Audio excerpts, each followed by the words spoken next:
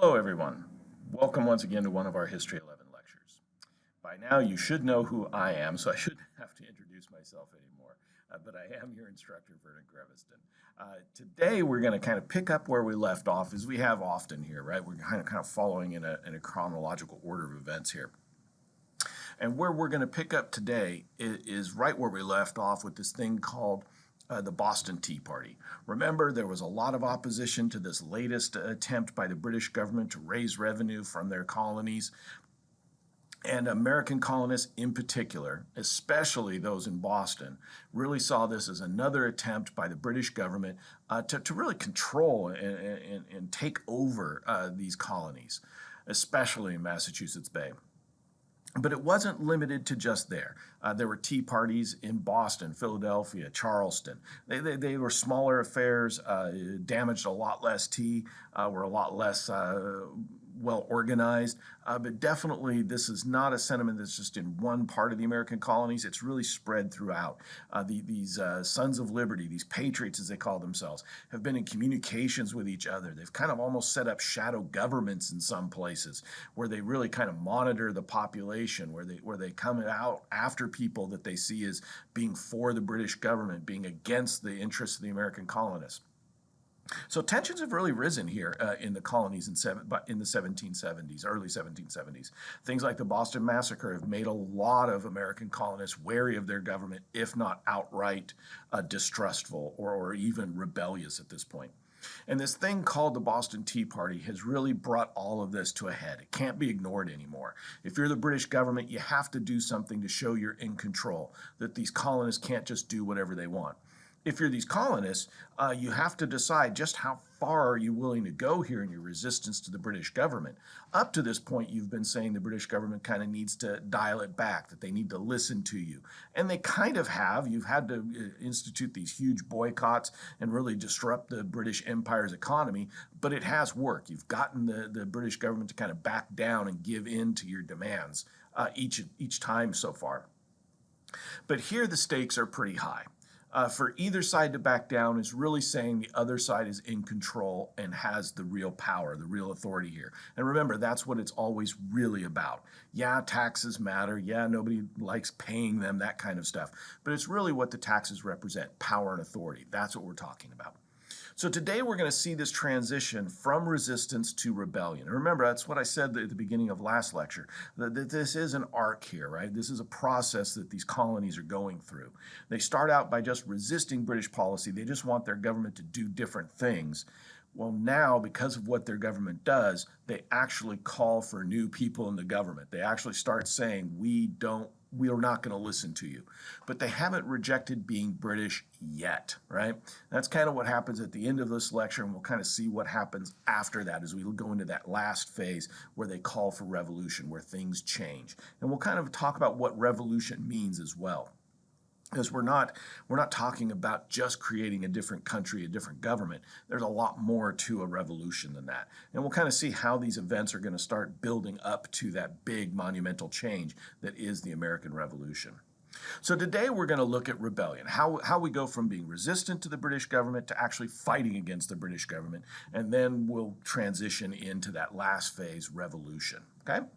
So to kind of, again, pick up where we left off, to explain what's changed here, well, it's this event. When those men like George Hughes and John Hancock and Sam Adams go down to the docks of Boston to destroy the tea that is being taxed, that has been given a monopoly to the East India Tea Company to keep them in business, when they destroy that tea, they've destroyed private property. They have destroyed property that governments are supposed to protect. That they should, these hundreds of men that did this, should be punished. But of course, it's not going to happen. Again, they really didn't disguise themselves. Everybody knew who these people were that were destroying this tea, and nobody's doing anything. British troops didn't even come out to stop this. So it does show that these colonists have a lot of power, have a lot of authority here in their colonies. Even agents of the British government are kind of slow to react here. But back home in London, the Parliament, the Prime Minister of Parliament, Lord North, says we got to do something. If we don't, they really are in charge. We really have lost our authority over our own colonies. So as news of this comes over to England, is the extent of the damage and the extent of the pushback from the colonists becomes well known. Parliament starts coming up with an answer. And kind of taking their cue from Lord North, most members of Parliament, not all, but most, do agree these colonists have gone too far and do need to be punished in some way. So out of this comes a series of laws from Parliament aimed directly at these colonies, mostly at Massachusetts, but really the implication is this can be done to any colony. And that's really kind of what the issue is here for most American colonists. They set out these series of laws to really kind of rein in Massachusetts, to really rein in these American colonies, and really explain to them who's in charge, that the British government really is in total power here. And to kind of explain that, to just kind of make this a very obvious thing, what the British government itself calls these laws that it puts out, the coercive acts, tells us a lot, and it tells American colonists a lot. The British government says, we're going to force you to behave now. That's what coercion means, using force to make somebody do what you want. American colonists, of course, probably aren't going to respond well to that, as we'll see, right? They're going to push back against this. So this moment, the Boston Tea Party, really does change this nature of this resistance to something else. The reaction of the British government raises the stakes and actually takes it in a new direction that it hadn't been in before. As you'll see from the nature of these acts, they really are far-reaching and really do change the nature of the relationship of these colonies to the British government. Now, the first of these acts makes actually kind of a lot of sense if you're the British government. It's called the Boston Port Act, and what it does is very simply is it shuts down Boston as a port. Now, it doesn't mean that ships can't come and go. It just means that the British Navy is going to enforce who can and can't come to Boston. Essentially, what they're going to do is stop all trade out of Boston. Now, foodstuffs can come in, important supplies to keep the people alive in Boston can come in, but for the most part, Boston can't have their ships going out and sailing around the British Empire doing business like they have for over 100 years now. The point here is this port will be closed, economic activity will be shut down until the people of Boston pay the East India Tea Company for the destroyed tea. Now, there is a bit of irony here, of course, right? Boston is a major port city. The way it makes its money is through trade, through sending ships out to do commercial activities throughout the empire.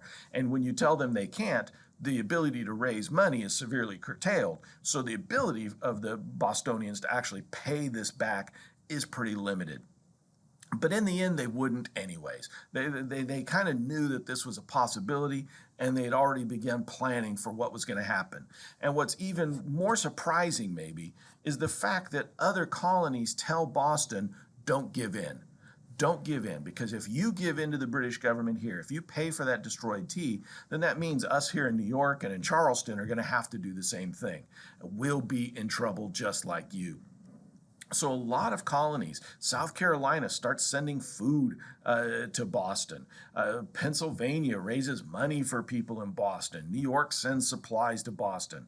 A lot of the colonies rally around the city of Boston and say, don't give in, because if you give in, we're all going to have to give in. And then comes news of another law, right? So just as these colonies are kind of responding to one law, here comes another one. And this one scares a lot of colonies. Right? It's called the Massachusetts Government Act. It radically alters the charter for the Massachusetts Bay Colony and completely re-engineers its government. This act gets rid of the colonial legislature. This act says that only one town meeting is going to be allowed for each town each year. You have some problems in your town, get it taken care of at your yearly meeting or wait until next year. Now, that is not how these colonies, any of these colonies, even outside of Massachusetts, have actually been running themselves. They have their own legislatures that pass a lot of their local laws. They have local town meetings, weekly, monthly basis, sometimes very frequently, right? A lot of colonists, especially landowners, feel they have a say in what their governments can and can't do. And here the British government is saying, no, the legislature is gone, town meetings are curtailed, and here's the big kicker. the government of Britain is going to install the governor of Massachusetts, and he will have total power. So the governor of Massachusetts is no longer chosen by the people of Massachusetts, no longer chosen by the legislature or even the king. Parliament is going to put in place this governor, and that governor is answerable not to the people of Massachusetts, not to the king, but to Parliament themselves, right? And the fact that they choose a military person, a general in the British Army to be this governor really scares a lot of people. Not just in Massachusetts, but throughout the colonies. Because if you can take away Massachusetts legislature, you can take away any legislature. You can impose anybody you want as governor under this law. So that is a pretty scary thing. It hardens resistance amongst a lot of the colonies. They even throw more support behind Boston, behind Massachusetts, knowing that they could be next. And then as this resistance solidifies, comes news of another law. Fearing a repeat of the Boston Massacre, the British government puts out another piece of legislation. This one is called the Administration of Justice Act. In this act, any British official or military person accused of a crime in the colonies is not going to be tried in the colonies like they were in Boston after the massacre. They're going to come back home to Britain, where they will hold a trial there in London or somewhere in Britain itself. The thought here is to keep the colonies from abusing their power to charge British officials with crimes. And that makes sense. But at the same time, it doesn't. That's not the way British law has ever worked, right? Going back to the old English laws that really kind of established England in the medieval period, you always had trials where the crimes were committed. Juries were always selected from the people that knew who was involved and what was going on. So they'd understand the context that these crimes were committed in. They'd understand if there were extenuating circumstances. Well, this does away with everything. And if you stop and think about our Constitution that eventually emerges at the end of the American Revolution, some things like the Third Amendment and the Sixth Amendment and the Eighth Amendment that deal with juries, speedy trials, juries of your peers, start to make a whole lot of sense, right? They're afraid of just how powerful a government is that isn't answerable to anybody, that can just do whatever it wants. So these three laws really do scare a lot of American colonists. It really seems like a huge overreaction on the part of the British government. And then comes another one. This one's called the Quartering Act. And this is the famous one that a lot of us remember from high school and junior high and grade school. Remember, there was a Quartering Act back after the end of the 7 Years' War, but that one was just a law that said colonies had to help pay for their defense. Right? They had to raise food for the troops. They had to build forts for the troops to live in. This one is much different. This one says, we're going to send more troops to Boston because it's so out of control, it's so dangerous in resisting British authority that we're going to double, triple the number of troops. Well, there's no room for them in the forts there in Boston. So where are they going to put these troops? In the houses of Boston citizens, of British subjects' homes. And they're going to allow those troops to eat the colonists' food, to sleep in their beds. Now, it doesn't actually work exactly like that. Most of these soldiers are going to live in the barns or in separate facilities from the people of Boston. But the idea here is that British soldiers are now there watching you. They're not there to protect you from native attacks. They're not there to keep the French or the Spanish away. They're there to watch you, to keep you from organizing. And again, if you look at the Bill of Rights for the U.S. Constitution, there's an amendment that says the government can't do that either. So these coercive acts were a big deal. They inspired a lot of colonists to really rush to the aid of their colonial governments. Again, as I mentioned in the last video, people like Franklin and Washington were a little bit upset with the Boston Tea Party. They thought that these radicals, as they called them, had gone a little too far, destroying private property, just flaunting government authority like that just seemed to be wrong. But what the British government does in reaction to that forces people like Washington and Franklin to say, well, if there was any hope of reconciliation here, it's over. Because what the British government is doing is even worse than what the people of Boston did. The patriots in Boston might have gone too far, but you could correct that pretty easily. these laws just do too much damage, right? They just hurt the colonies too much. They can't live with this, which is what brings us to the name that the colonies give this. Remember, the British government calls these the coercive acts. We're going to force these colonists to behave. We're going to teach them who's boss here. What the colonists call them are the intolerable acts. They will not stand for them. They cannot allow these laws to go into effect. Now, some of them they can't do anything about. The Thomas Gage is the British general put in charge of Massachusetts government. They can't stop that, right? But the government of Massachusetts, the legislature of that colony, can meet secretly, and they try to, right? They try to continue to conduct business, kind of become a shadow government to Thomas Gage and his apparatus, his military helpers, right? What ends up happening is Thomas Gage really only has authority in Boston where there are troops, and the rest of the colony still pays attention to their colonial leaders, the people in their legislature. So we see a bit of a mess is starting to evolve here. That colonists are not listening to the British government. They see the British government, especially Parliament, as overreaching here, of really raising the stakes and really overreacting and causing an even bigger problem. So it's no surprise here that wide support for Boston, for Massachusetts in general, pops up across the colonies. And what we kind of see here is a split in the colonists, right? Even in back home in Britain, there's a bit of a split. And these two cartoons here kind of bring home this split. On the left-hand side, in the color picture, you see the kind of the patriot view of things. That they're people just defending their rights, trying to keep an oppressive government from going too far. That really, in the end, they're just kind of making their displeasure known to their government. That's how they portray themselves. Standing up for our rights, trying to check an overpowering government. On the right-hand side is how you see a lot of what will become loyalists, people that want to stay British, that want to listen to the British government, members of the British government that kind of see these as unruly mobs, these patriots that are out of control, attacking British officials.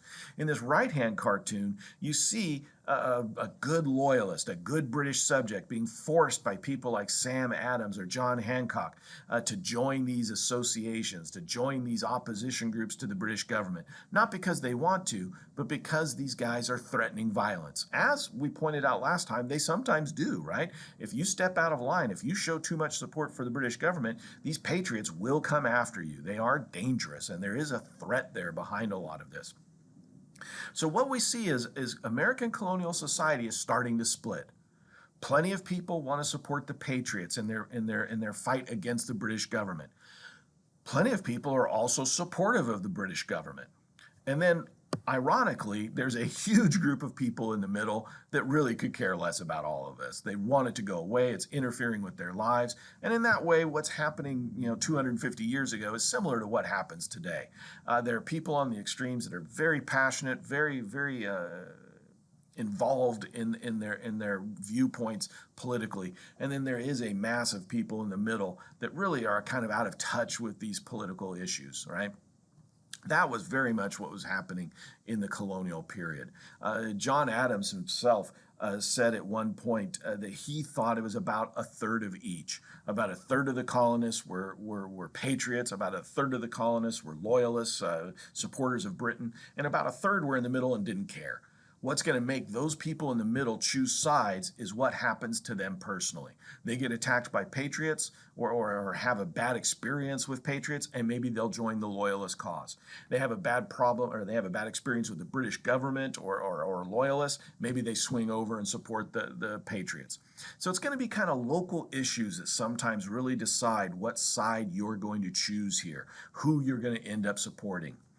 But in the meantime, as all of this kind of plays out and people start changing sides, these colonists do come together. And they asked for people from all over the British Empire to come and support their cause. That's why they called their next meeting, this next round of opposition to British government, the Continental Congress. They expect to get people from Canada, people from the Caribbean to come to them. And they do get a few representatives, but nothing like they had expected. They needed to move fast. They didn't give enough time. It takes months to travel these long distances. And when they call for this Continental Congress, they ask for it to meet in September so they can actually come up with a response to the British government before things get settled, before they go too far. They need to strike while the iron is hot, as the expression goes. So in September 1774, 12 of the 13 colonies show up to this Continental Congress. A couple of merchants from Montreal and Quebec, and they get a letter from Jamaica saying, hey, we're with you guys, right? We're going to do whatever we can for you. So they really are on their own, these 13 American colonies. Georgia can't come to this meeting in Philadelphia because it's too far away. They won't get a representative there in time. But the other 12 colonies do manage to send people there. And they do decide, and there are some loyalists in this Continental Congress, but even a lot of those loyalists can agree with those patriots in this Continental Congress that the British government feels like it's gone too far. That once again, they probably need to get the British government to tone things down, kind of walk things back a little bit, and let cooler heads prevail, so to speak. So they go to what has worked for them twice now. They decide to do a boycott. But this time, they're going to raise the level even more. They're going to create an official association through this Continental Congress. Now, technically, it's not an official body, this Continental Congress. It is representatives from the colonial governments have been sent here to represent the colonies. But they haven't actually been given a lot of power and authority. The colonies themselves will have to approve whatever this Continental Congress does. But the idea here is there's enough patriots in all of these colonies that they probably can get the colonial governments to support whatever they decide. So what they decide to do is create a thing called an association to enforce this boycott. Once again, they understand that, hey, look, the Stamp Act took about 9 months to get it repealed. It took 3 years to get the Townsend duties repealed. It might take 3 or 4 or 5 years to do this. We need to get really organized. We need to make sure people buy into this boycott. But they add another dimension to this that shows you just how serious they are and how they know they need to really get Britain's attention. In the previous 2 boycotts, they just wouldn't buy British goods, but American colonists would continue to go out and sell in the empire and to Britain itself. They were perfectly okay making money from the British Empire. They just weren't going to contribute to it. Well, here in this new association out of the First Continental Congress, they're actually going to completely opt out of trading with the empire. They tell their friends in Jamaica, hey, look, you're going to have to get food from somewhere else. We're not sending you any food. They tell people back home in Britain, hey, you're going to have to get lumber or fish from somewhere else. You're not getting it from us. They essentially say, we're opting out of the British economy until Britain comes to its senses. So this is a big step, right? And to do that, it means they need to prepare. They need time. They need to stock up on materials like paint and glass that they're going to need. And of course, they're going to want to sell as much stuff as they can to build up as much credit and money as possible while they're getting ready. So they approve this association and this kind of opt out of the economics of the empire in September of 1774. But it's not going to officially go into effect until May. The hope here is by kind of being so drastic, the British government will realize it's gone too far, will pull back, and things will kind of settle down, and they'll work out a deal, so to speak. So give some time for this to happen, give some time to prepare and to get this ready for enforcement, and hopefully things will work out. That is the thought here as we slide into the winter of 1774, 1775. And people are getting ready for this big boycott, for this big kind of economic standoff with the British Empire and the American colonies. But events don't let them happen the way everybody is so assumed, right? Something happens in the spring of 1775 to change the nature of everything. So if the Boston Tea Party kind of put us on this path to confrontation, the next event is the one that turns this into an actual rebellion, a shooting war, if you will, right? And of course, what I'm talking about is the battles that happened at Lexington and Concord in April of 1775. Remember, these are two little villages outside of Boston in Massachusetts. Remember, Massachusetts has had its government taken away, has had a British general by the name of Thomas Gage in charge, and he has about 3,000, 4,000 troops in Boston now. His authority really is just in the city of Boston, this British general, right? But ostensibly, he is in charge of the colony. And he's been getting rumors all through the winter of 1775 that the colonists in Massachusetts are amassing weapons that they may use against the British government, that there may actually be a rebellion against his authority. So Thomas Gage decides pretty quickly, we better do something about this. If these colonists have these weapons, they may use them and it may escalate and we may get to a point of no return. So he's not actually being malicious here. He's not being an awful person. But what he is trying to decide is what colonists can and can't do, even though they never chose him to be their leader of their colony, right? So he's using his authority that the British government has given, whether the colonists like it or not. Gage's idea is, after he gets some reports back from soldiers living with the colonists, is that it sounds like these colonists are hiding weapons in these towns, Lexington and Concord. Gage's plan is in the late night, like around midnight of April 19th, he's going to send about 700 of his best troops out there into the countryside to go to these towns, quickly move in, find the weapons, destroy them, and then get back home before anybody knows what's happening and anybody can get upset or shoot anybody. Remember, a lot of these colonists belong to these militias, these local defense units. There is a fear here that fighting could happen. So Gage wants to use kind of the cover of darkness to hide the movement of his troops, use the element of surprise to get rid of these weapons, and keep things from really getting bad. So in the early morning of April 19th, Gage sends these 700 troops on a forced march of about 20 miles to these little towns of Lexington and Concord. The first one they get to is Lexington. But unfortunately for Gage, his movements aren't as secret as he thinks. There are plenty of Bostonians watching these troops. You can't hide 700 troops getting together and starting to march out of town.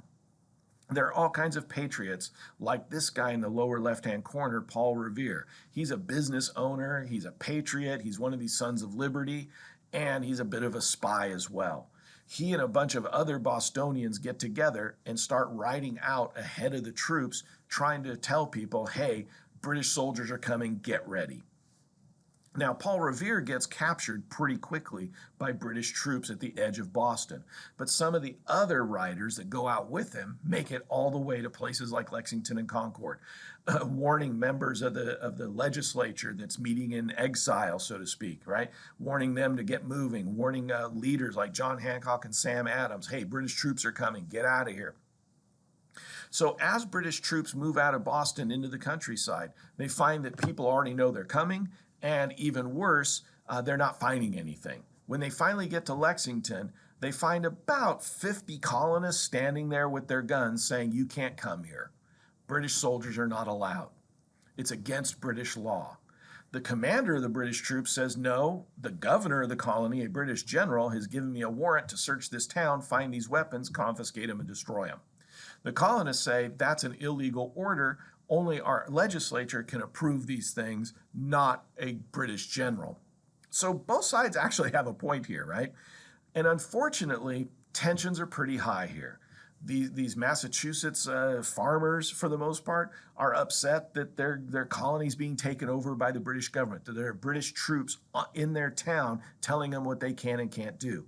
British troops, on the other hand, are upset that here's a bunch of British subjects that aren't listening to them, right? I mean, they're British troops. They protect the British Empire, and here are a bunch of colonists that seem to be pretty ungrateful for what these soldiers do.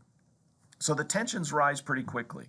Soon, somebody, probably a colonist who's scared or not paying attention to their weapon, fires off their gun. And of course, when one person shoots, everybody shoots. And within a few minutes, there's a few colonists dead, a few wounded, and most of them are running. Remember, these are hardened British battle troops. They're battle tested, right? They've been in wars.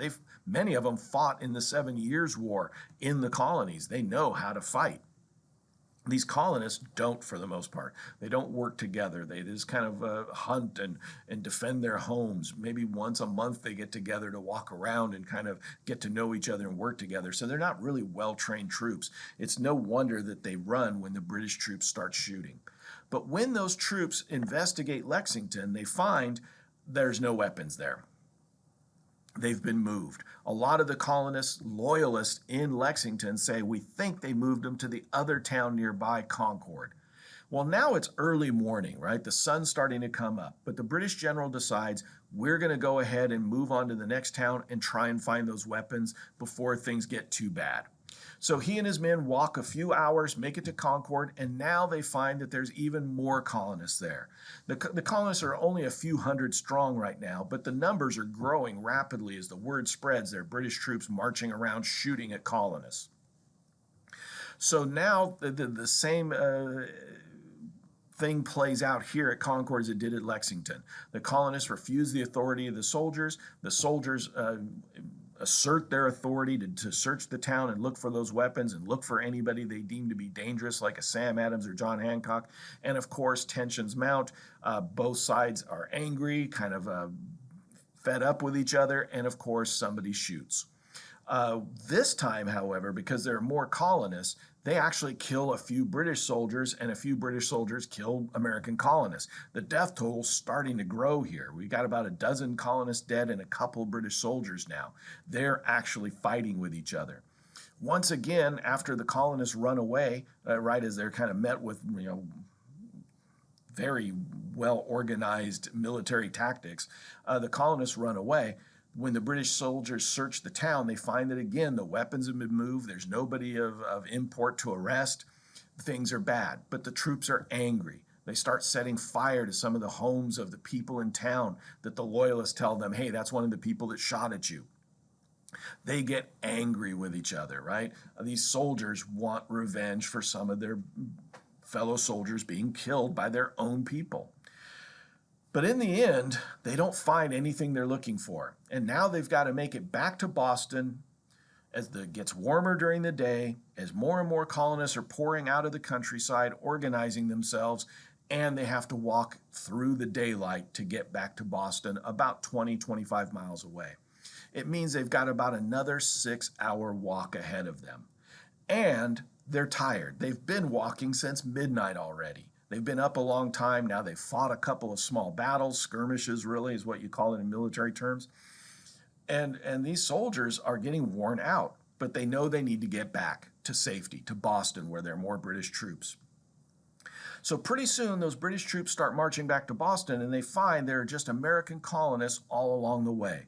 They're essentially in what military historians call a running battle. They don't stay in one place and fight it out. They just keep moving and keep shooting at each other the entire way.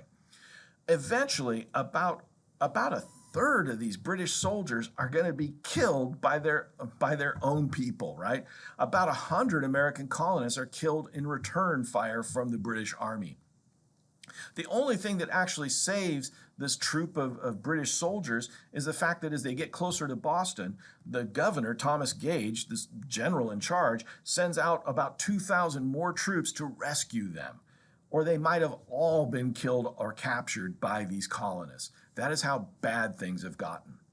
So at the end of this day, at the end of April 19th, we have a rebellion. There are British colonists shooting British soldiers, resisting British authority openly now. And things have escalated. When you get down to it, that association, that boycott really doesn't matter anymore. We've got a war on our hands. Over the next days, more colonists keep pouring in from the countryside, from all over Massachusetts. Within a few weeks, there are colonists with guns from Rhode Island, from Connecticut, neighboring colonies like New Hampshire. Eventually, they're starting to make their way from places like New York and Pennsylvania, and even as far away as Virginia. Colonists are starting to show up to keep British troops from doing anything like this again. There is actually a small colonial army outside of Boston now, trapping the British soldiers in that town, keeping them from going out and causing any more problems. So what we have here is actually a rebellion. That association, that boycott really don't make sense anymore. This Continental Congress that's going to meet for a second time, hence its name, the Second Continental Congress, really has an entirely different agenda when it meets in May. It's what to do about this rebellion. How do we feed all these colonists? How do we get them guns and weapons and ammunition? What do we want the British government to do now, right? Now that they've attacked American colonists. These are the big things that have to be worked out here in late April and May of 1775. This thing called the Second Continental Congress tries to figure out how to respond to this move by the British government and British troops. And it brings us to another moment here. What this Continental Congress finds is there's a lot of support. A lot of those people that are in the middle are right now supporting the patriot cause. A lot of them agree the British government has gone too far. Something needs to be done here. So they're raising money, they're raising supplies, sending them to these colonists outside of Boston. And as the numbers grow, they're up to about 8,000 colonists outside of Boston now, trapping the British Army there. A lot of them say, what can we do to really kind of threaten this British force in Boston and get them to leave? And some of them decide, let's take some of the hills that look over the town of Boston and put cannon and soldiers on them to really threaten them, to force the British to leave the town of Boston. So in June of 1775, some of these colonists put this into effect. And again, there's not really an organized army here. There's just groups of colonists working together. One of those groups, led by some people from Boston, decide to go on a pair of hills that overlook Boston. The main one is called Breed's Hill, and that's where they decide to send troops and make kind of a stand for themselves, make a little fort on that hill to keep the British from getting out of Boston, and hopefully getting them to leave Boston. We know this place better as Bunker Hill, however. Bunker Hill is this hill right next to Breed's Hill, and that's the one that everybody actually knew better because it was in a more prominent location, even though it was a smaller hill. And that's why we have the misnomer of the Battle of Bunker Hill as it becomes known, even though it takes place on a place called Breed's Hill, which is right next to it. But anyways, this battle plays out pretty quickly and pretty decisively in a strange way. When those colonists sneak up onto this hill in the middle of the night and start digging in and building fortifications there to keep this hill, to threaten the British Army, when morning comes and the British Army notices, hey, we've got these angry colonists looking down on us. If they get cannon up there, we're in trouble. They can start picking us off. They can cause a real threat here. Thomas Gage, the general in charge, ostensibly the governor of Massachusetts, says we've got to do something about this. He has about 4,000 troops. He calls out almost all of them and says, look, guys, you're well tested, you've been in battle before, you're supplied, you're trained, you know what to do. I need you to go get that hill. Chase these colonists off. Most of them are farmers. Most of them aren't trained. Some of them fought in the war, but not in a real sense like you guys did. So if the British Army really does feel like, hey, we should be able to do this, we've done it a lot of times in the past, we're trained to do this, this shouldn't be a problem. So they start marching up this hill, about 3,000 British troops. And what they find is some of these colonists are pretty good shots. About 200 of these soldiers are shot and killed or wounded within just a few hundred yards of going up this hill, right? They barely get anywhere, and they have to turn around and come back down. But now these British soldiers are angry. A lot of their members have been killed. They're upset. They say, let's do it again. Their commanders say, hey, look, no messing around. Get up there, take this hill. The next time they charge up the hill, they get about halfway before they turn around. Again, they lose about another 50, 100 men. They've lost a significant portion of their men now. They're down to about 2/3 of their 3,000-man force. Now their commanders are upset, right? They're afraid that the colonists might win this battle. So they tell their soldiers, look, don't bother stopping and shooting. Just run up this hill as fast as you can. Put your bayonet on the end of your rifle. A bayonet is kind of like a small sword that attaches to a rifle.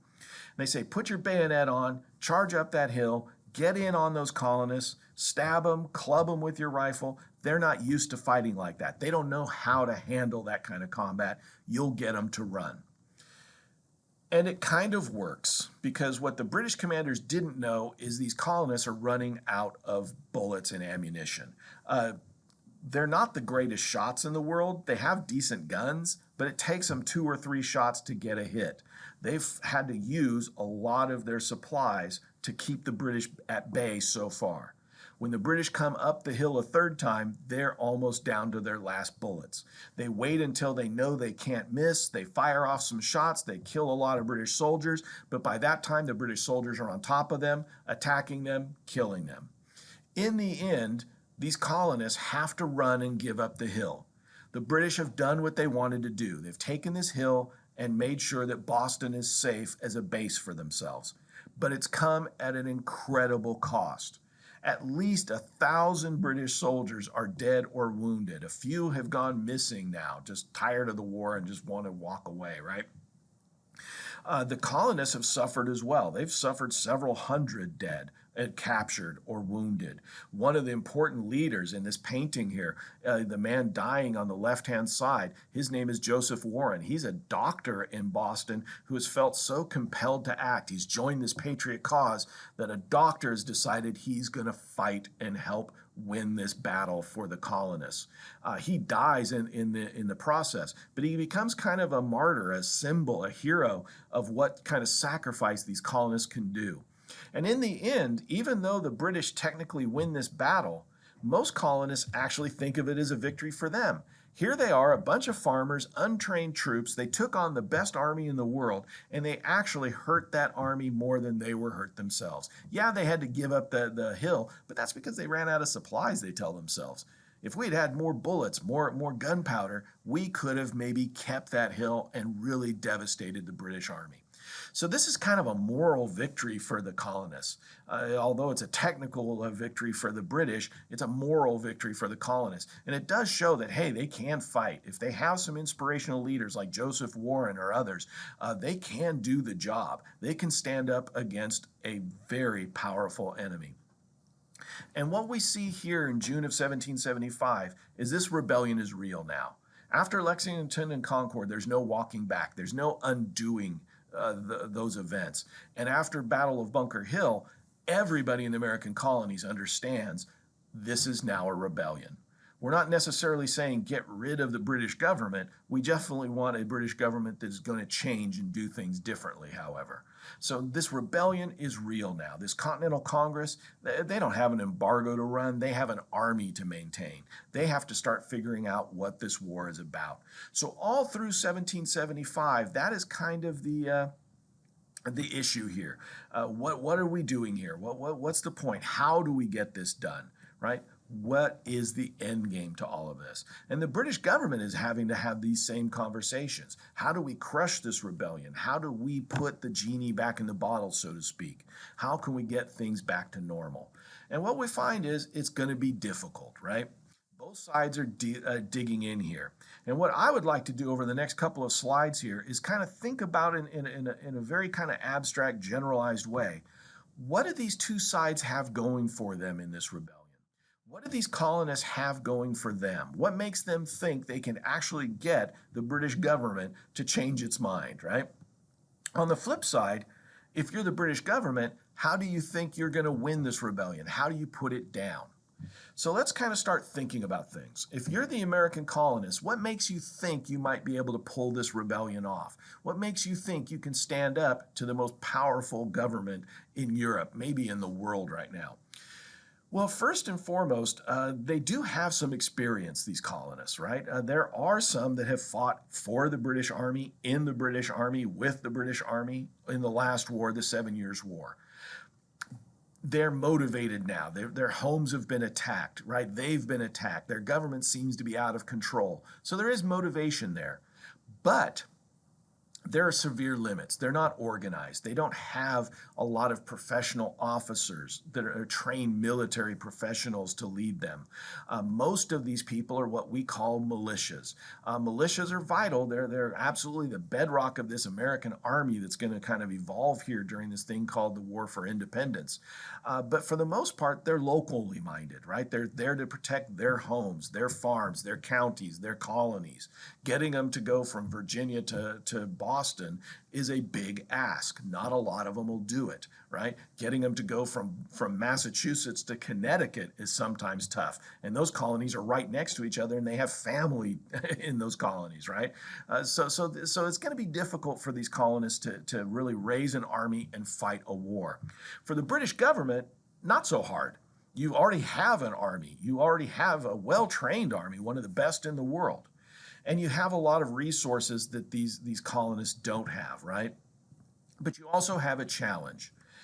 If you're the British government, you have to convince colonists they're still British, that they still need to listen to the British government.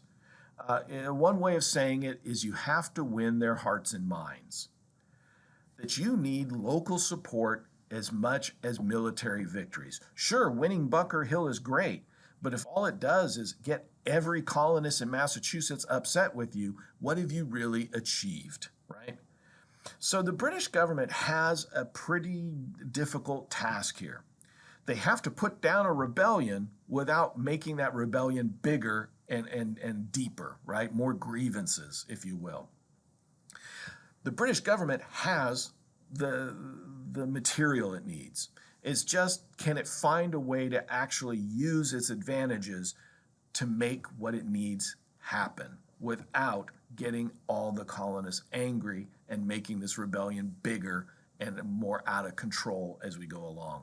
So there's some big things here. And if you kind of look at it from modern examples, right? The United States and Afghanistan had much the same issue. How do you go into a country that is being used against you, control it without alienating the population and making them see you as a conquering enemy? That's the problem the British government has. We've struggled as the United States and Afghanistan for 12, 15, 19 years to make that happen. The British government is having the same problem, right? The army can win battles, but in the process, it really just makes more enemies often. And the other big thing is as you extend control, as the British government marches out to places like Lexington and Concord, it can't turn around and leave. Because when you come to places like Lexington and Concord, loyalists, people that want to support the British government, come out and help you. But when you leave, what happens to them? The minute they're gone, those patriots are going to come back in and say, hey, look, you sided with the enemy. You supported the British. You were a bad person. Maybe they tear your house down. Maybe they confiscate your house and force you to leave town. So this is going to be a hard thing, right? Both sides have some weird advantages and some extreme disadvantages. Colonists are fighting for their homes.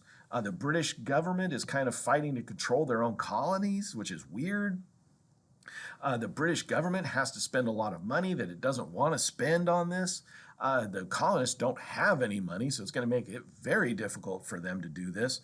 And then, of course, you have these bigger international issues. As I mentioned at the end of the lecture with the 7 Years' War, if you're France, you love what you're seeing here. You sense an opportunity to make things difficult for your enemy, Britain. All you've got to do is start funneling some money, some supplies to these colonists, and you could maybe hurt the British Empire like they hurt you. So there's a lot of moving parts here that we kind of have to keep in mind. There's also a couple other things that are going to make this a little bit more complicated. Again, somewhere between 20 and 30% of the population, 1 in 5, 1 in 3 of the colonists, depending really on where you live. In New England, it's maybe about 20% of the population are loyalists, want to stay British and listen to the British government. Maybe in the southern colonies, it's as many as 1 in 3, maybe even 1 in 2 is actually a loyalist and wants to help the British government. So if you're the British government, you have support there. That's good. But how do you get them into the army? How do you get them to be useful to you? That's a big challenge here, right? It's going to happen. There's going to be a lot of British soldiers that are actually from the colonies at the end of the war. At some points, there are more colonists fighting in the British Army than in the American Continental Army. Now, again, there's lots of militias out there.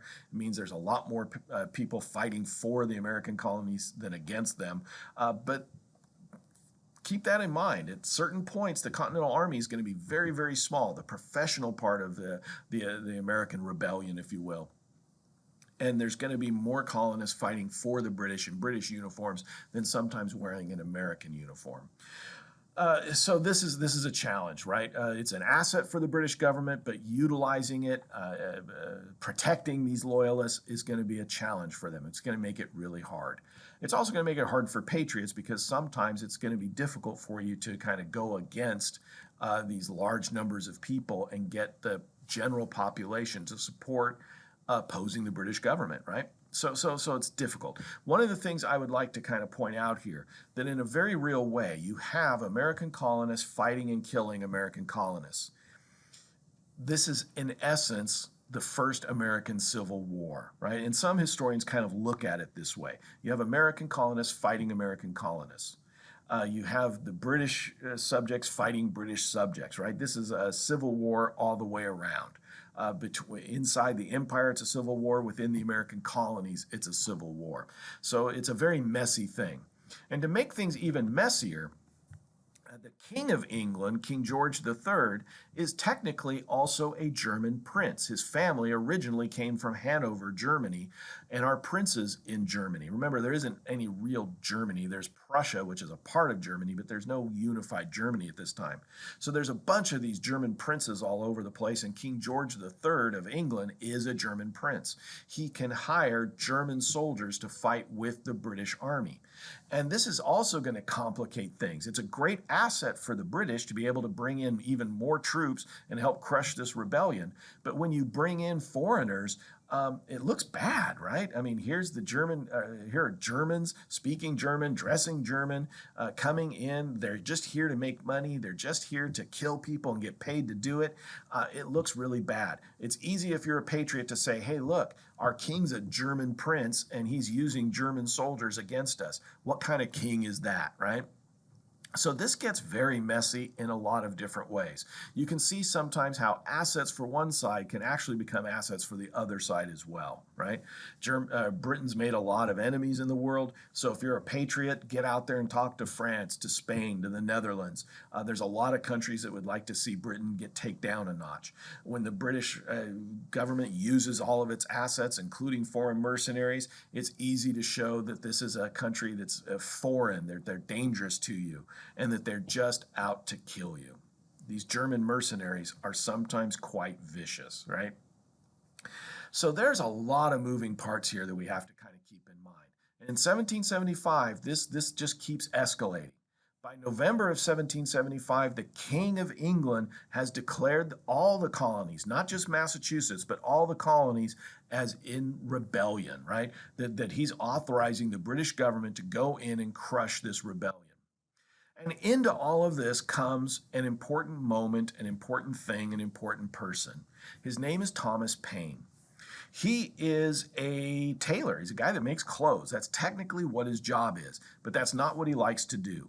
What he's really good at is writing political punditry, right? That's what we kind of call him today, as a political pundit.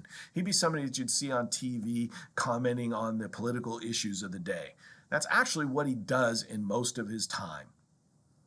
He works when he has to pay bills, and the rest of the time he writes letters to the editor, he writes pamphlets on what's happening in the British Empire. For a long time now, he's been on the side of the British colonists in the American colonies against his own government. He lives in London, but he sees that government as kind of changing the rules. He sees the government as really trying to do what's best for London and Britain and not what's best for all parts of the empire. So this guy, Thomas Paine, has been a consistent ally of these patriots. He's been consistently on the side of the American colonists. And now that fighting is broken out in the colonies, he's decided to leave London and go there to the colonies. He shows up in Philadelphia. where they have this thriving print culture, where there's lots of newspapers, where he can start writing his pamphlets, writing his letters, encouraging the colonists to keep fighting against the British government. And he does that in a series of op-eds, right? Editorials in newspapers. He tells them, hey, you're fighting the right fight, you're on the right side, don't give up. But in the back of his mind comes this idea of what this is all about. And in the winter of 1775, just a year into this rebellion, he comes out with a pamphlet that kind of goes on sale in early January of 1776 that really tells American colonists what this is all about when you really get down to it. And everything that Thomas Paine writes in there just makes sense to him. It's something that anybody should understand. It's just evident, right? You don't have to really think deeply and longly on this. It's just plainly obvious. That's why he titles it Common Sense. And in this pamphlet, he tells the American colonists what is going on here. It's an incredibly big, important moment here. This thing is going to be widely read throughout the colonies. It's going to be reprinted in newspapers in sections, a few pages a day kind of thing. So everybody's going to have access to this, whether you have money or not. You can just go to a coffee shop and listen to somebody read this thing out to you. You can borrow a copy from somebody that's got money to buy it. In the end, 1 in 10 white colonists own this thing, right? They have a copy. Eventually, 150,000 copies, about 1/10 the population, has access to their own copy of this thing. And if you don't have access to it, you can borrow it or read it by other ways. It's in all these newspapers. So what is so common sense about everything Thomas Paine is saying? Well, when you get down to it, he was kind of saying overall here that America's going to become the home of freedom, that's what this is all about. You're fighting for your freedom. You're an asylum for mankind. You have the right to resist British policy. He's not just appealing to a few American colonists saying, hey, this is good for you. He's saying it's good for all Americans, actually good for everybody everywhere, that there's somebody that's willing to stand up for their rights against a government that's out of control.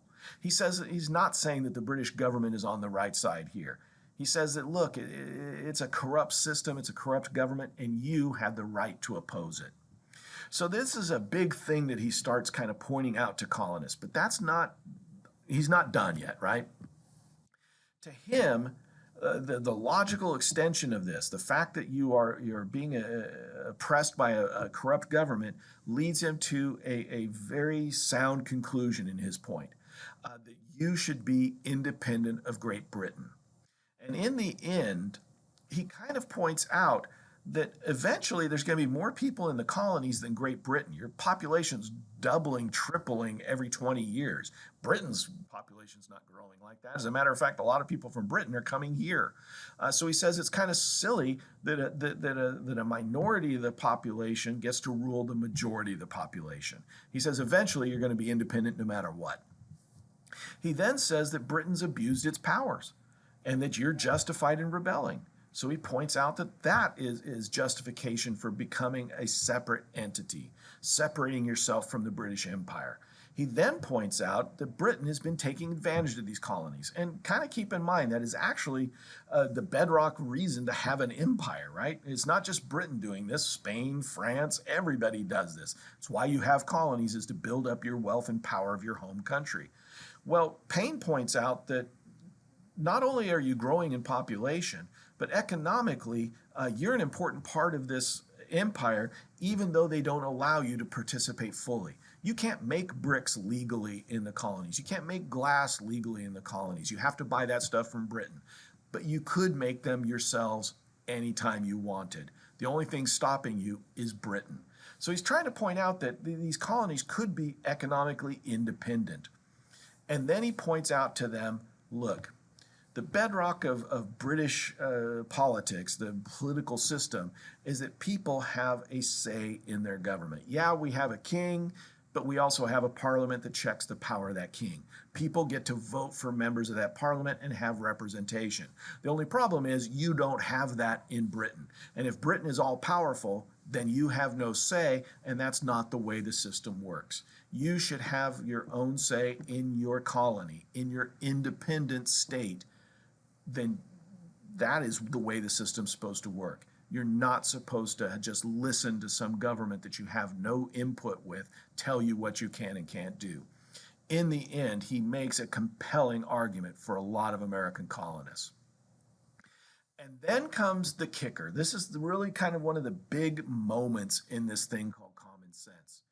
Because up to this point, as I mentioned in our last lecture, the enemy, for lack of a better term here, the opponent for a lot of American colonists has been Parliament.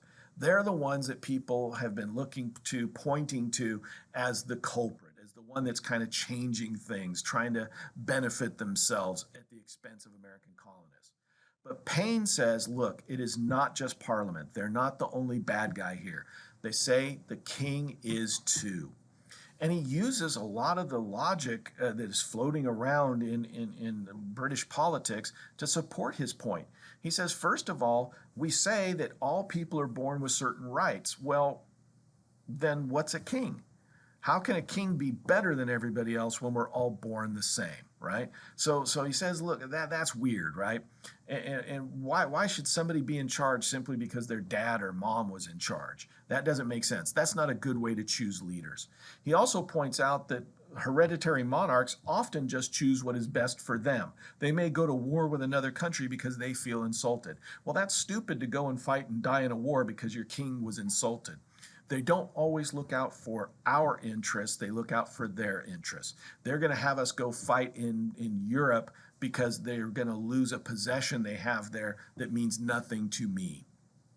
He also points out, like others had before him, that hereditarily choosing a leader is a dumb way to do things. You never know what you're going to get.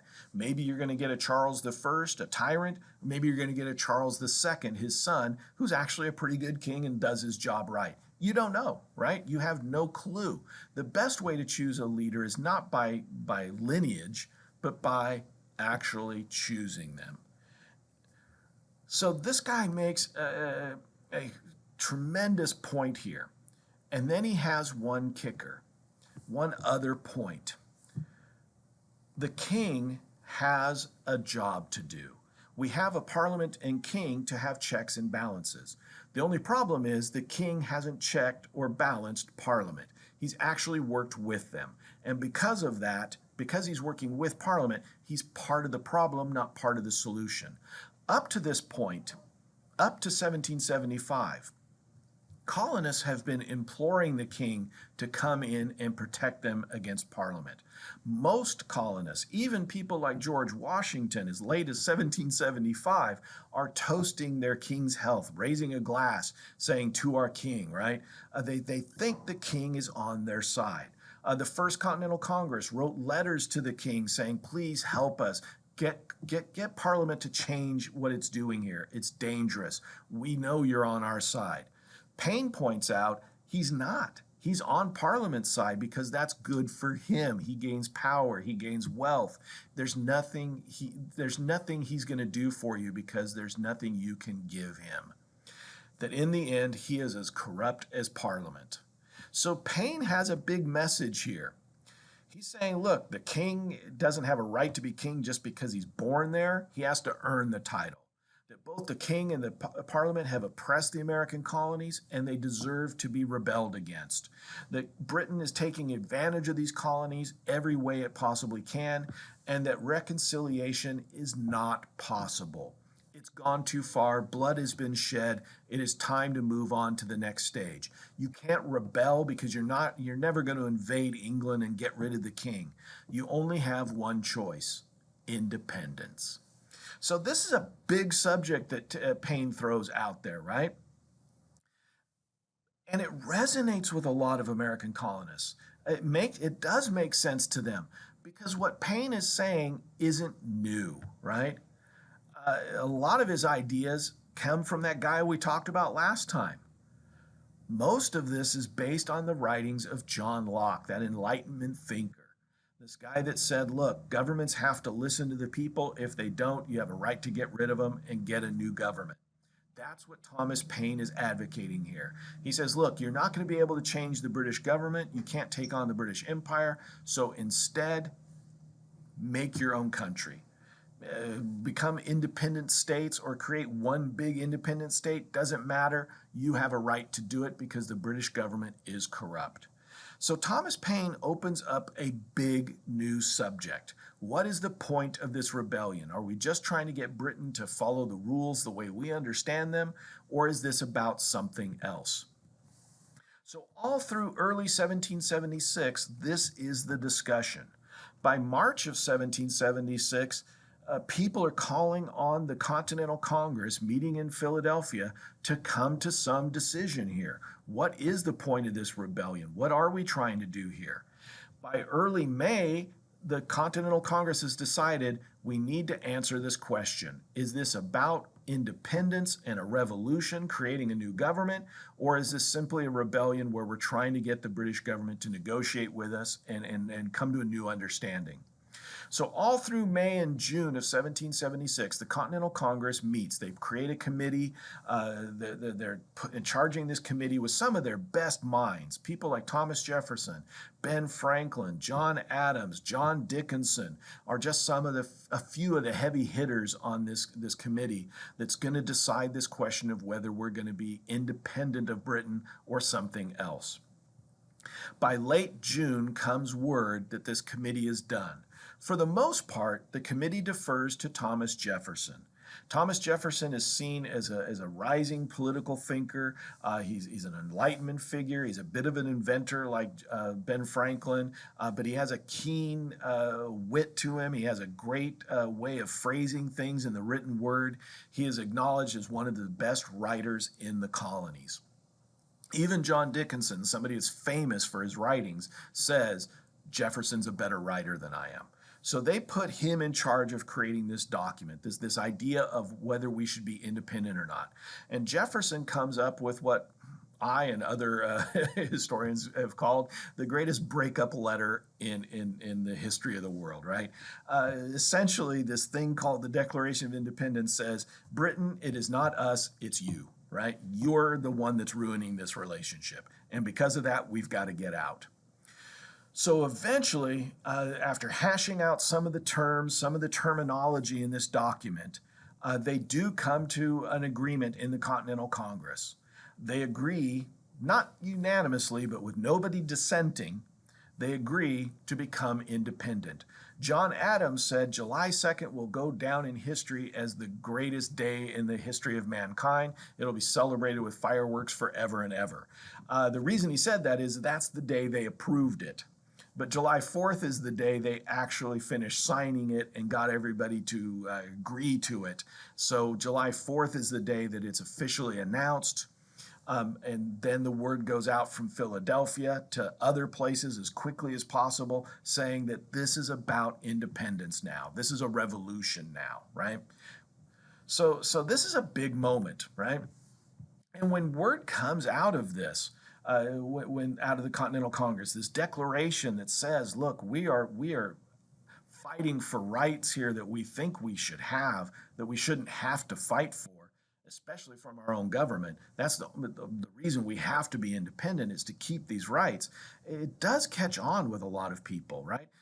It's kind of slow at first, but then it starts building. A lot of people buy into this because, again, Jefferson is using the language of John Locke. He's using the language of Thomas Paine in his declaration, where he points out we have a right to be an independent nation.